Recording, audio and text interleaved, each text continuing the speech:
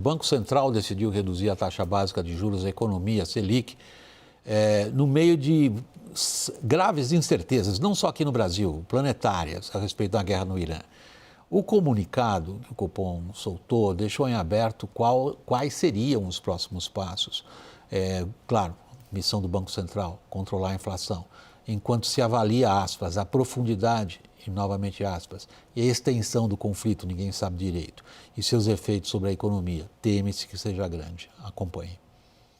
O comunicado do Comitê de Política Monetária enfatiza o acirramento de conflitos geopolíticos no Oriente Médio como um dos fatores para adotar cautela na redução da taxa de juros.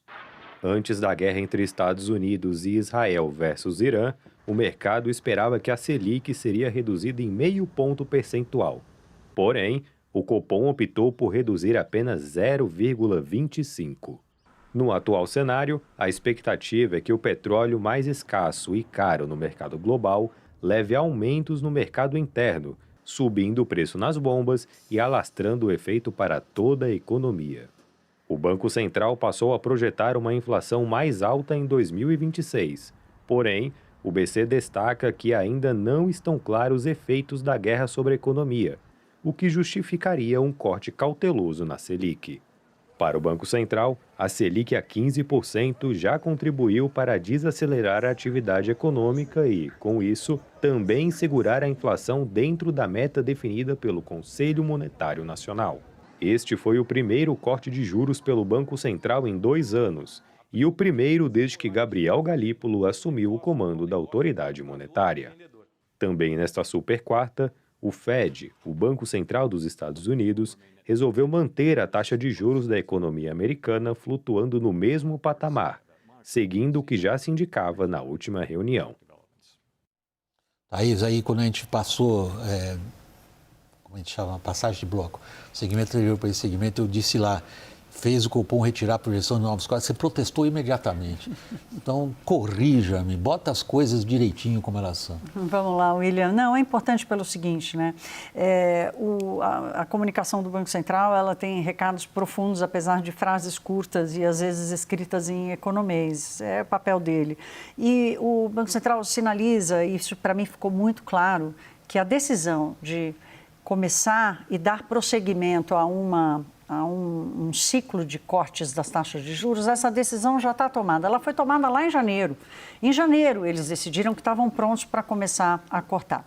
Mesmo diante do que está acontecendo, com esse estouro da boiada do petróleo e os seus efeitos primários e secundários, os secundários no controle da inflação são mais difíceis do que os primários, o choque vem primeiro, mas o que sobra depois no processo inflacionário que é difícil de lidar, o Banco Central tomou a decisão de iniciar o processo, porque a taxa de juros já está alta demais há muito tempo e já provocou os efeitos esperados na economia. E ele disse o seguinte, ele deixa em aberto quais são os próximos passos, clama por cautela, por serenidade, nem podia ser diferente, porque se o Banco Central dos Estados Unidos está super cauteloso, quem somos nós para achar que a gente também já era esperado, mas também não dá para o Brasil abrir a camisa e falar, abrir o peito e falar, vem, choque do petróleo. Também não é assim.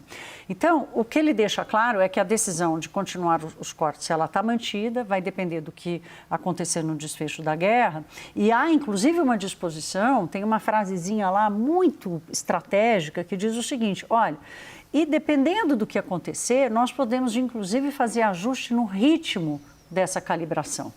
Ou seja, em vez de 0,25 e conseguir reduzir 0,50 numa próxima reunião. Que era a aposta de muita gente. Exato. Então, assim, eles fazem uma recalibragem, para copiar aqui o termo que eles estão usando, eles adicionam bastante cautela e incerteza, mas admitem que a política monetária já fez efeito.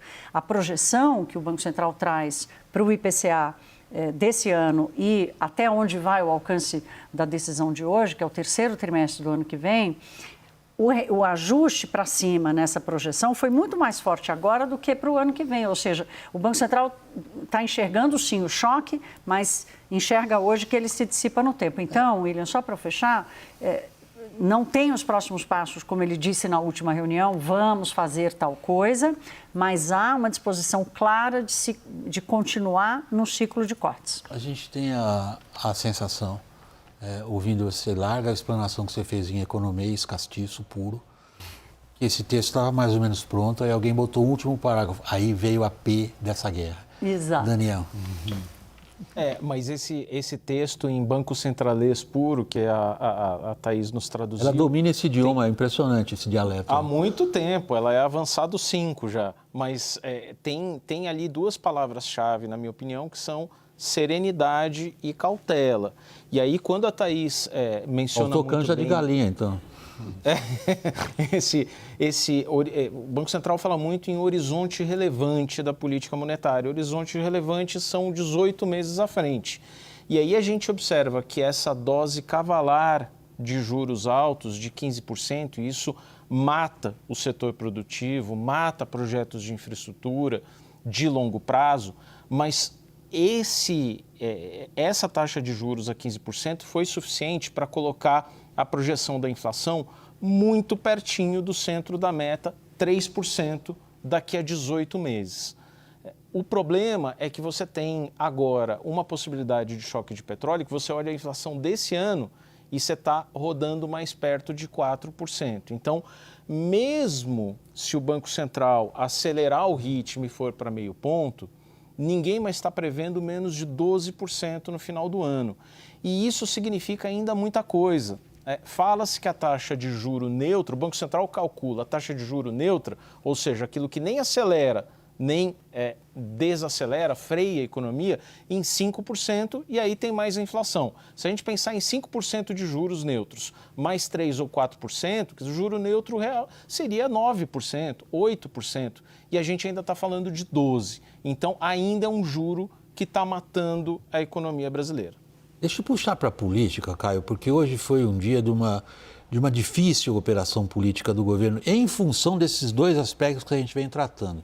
Juros lá, juros aqui, guerra lá e como impacta aqui, preço de combustível, impacto eleitoral, capacidade ou não do governo de articular uma operação para evitar o que lhe parecia ter levado ao pavor, uma greve de caminhoneiros.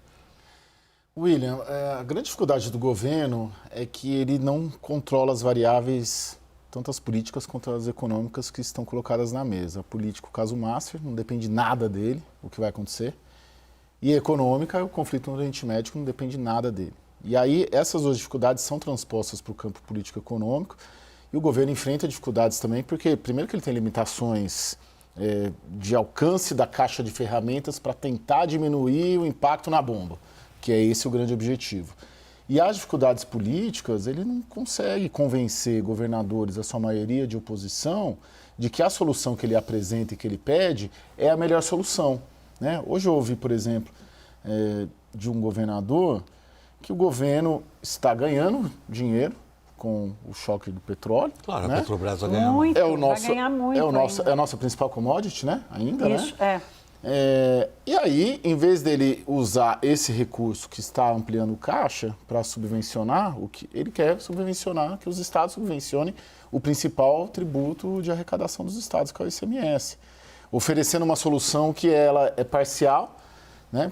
Porque é até 31 de maio, quem sabe? Até quando vai durar a guerra? Você que é especializado. Não adianta. Assim, Os então especialistas tá tudo... acertam menos que os outros.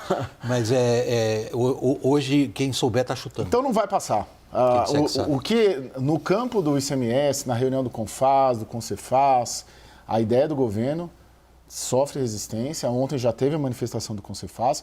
Hoje a reunião também, o Dário Dorigan não conseguiu convencer a maior parte, inclusive os alinhados ao Palácio do Planalto. Porque não é só o Lula que está em reeleição, os governadores também estão em reeleição.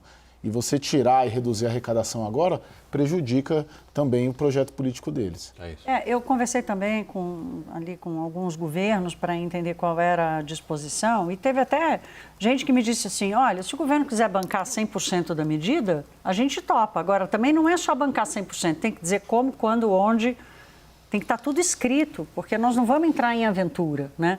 A quantidade de dinheiro que o governo vai arrecadar, pode não, já vai arrecadar, porque a Petrobras, ela segura o preço do combustível aqui, mas ela vende o petróleo com preço internacional. Então, ela também vai ganhar muito dinheiro. O maior acionista da Petrobras é o governo federal. Então,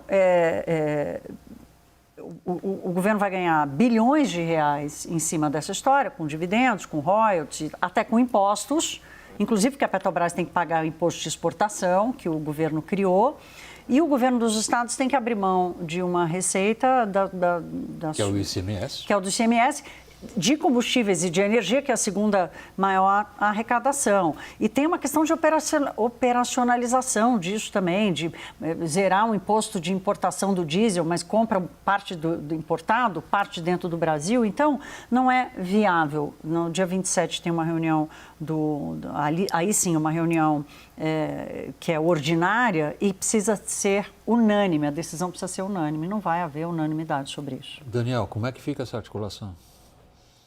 William, agora você vê que curioso, né? A gente estava assim, acrescentando alguns elementos aqui de política e como está tremendamente difícil para o Palácio do Planalto articular um discurso, porque juro está muito alto, mata a economia, é verdade, mas isso tem uma raiz na política fiscal e nas contas públicas altamente debilitadas, um endividamento crescente de 10 pontos praticamente do PIB ao longo desses últimos 4 anos. E aí o governo não está olhando para isso, ele prefere colocar a culpa na Faria Lima ou mais recentemente nos preços do petróleo, então na guerra ali deflagrada pelos Estados Unidos pelo governo Trump. Esse é o discurso. Por outro lado, o Caio começou a colocar isso, você tinha ali uma ameaça de greve dos caminhoneiros que apavorava completamente o Palácio do Planalto, porque isso mexe muito na popularidade.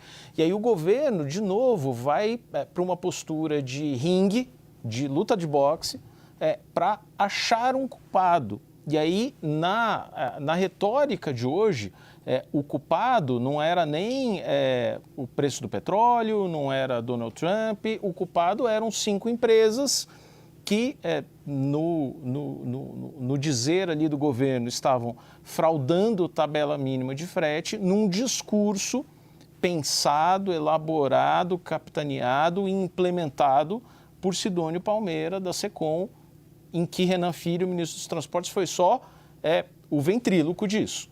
Mas tudo isso foi montado dentro da SECOM, no Palácio do Planalto, que se resume com isso, que a culpa é do outro.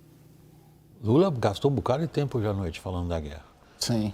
E acho que a grande questão ali para o Palácio é que está juntando tudo. Está juntando a dificuldade, está juntando Flávio Bolsonaro empatar com ele, está juntando o Congresso parado por conta do caso Massa, está juntando um conflito no Oriente Médio com ele não consegue controlar nada. Então, todas as condições que fariam o Lula ter uma campanha e uma reeleição tranquila neste ano, elas não estão colocadas na mesa, justamente porque não depende dele. Né? Não depende do Palácio do Planalto do presidente Lula controlar para onde vai a delação do Vercaro, que pode inclusive atingir o período eleitoral, né, a divulgação dela, e também o conflito no Oriente Médio.